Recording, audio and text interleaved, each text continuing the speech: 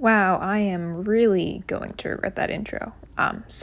Anyways, to start my problem, I began by taking the measurements of my door. I got the height, the length, the width, the weight I calculated using a chart.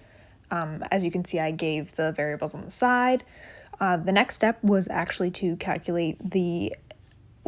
draw the reactions at the hinges. So I did that, completed the free body diagram.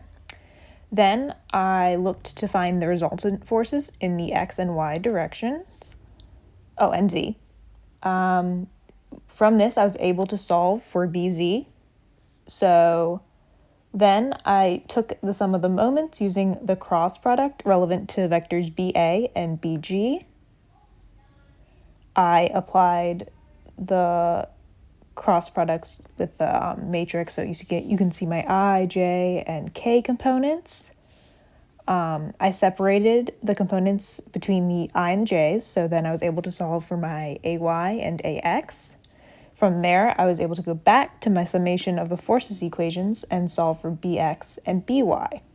This ultimately allowed me to determine the components of the reactions of the hinges.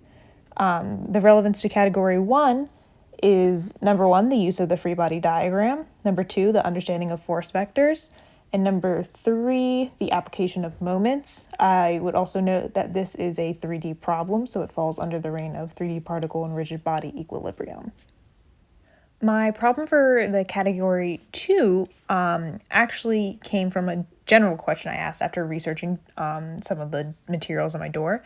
Most doors actually have 3 hinges just because they want to ensure stability. So my problem for category 2 with the internal forces revolved around the weight that the hinges could hold. And the reason I didn't proceed with stress, strain, or buckling was because that would require an understanding of sigma, the modulus, and I didn't have that. All I had was what my door was known as to its producer, and just the measurements I had, which is why I proceeded with internal forces. So first I used the free body diagram from before.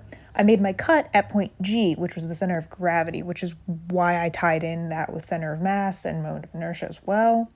So after I made the cut, I looked up toward hinge A. You'll note that when I made the cut, I rotated it just to make it easier. Then I drew my moment, shear force, and normal force relevant to the cut.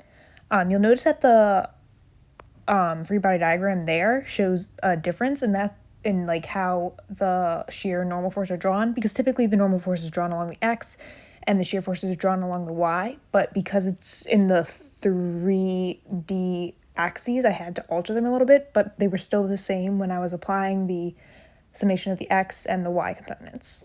So in completing this, I then moved to write out my summation of the X, the Y, and then the moments.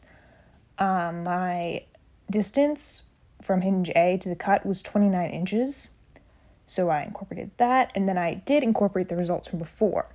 I wanted the problems to tie together, so I used the numbers that I calculated in the preceding problem to apply here and solve for my shear, normal, and moment. And that is my project.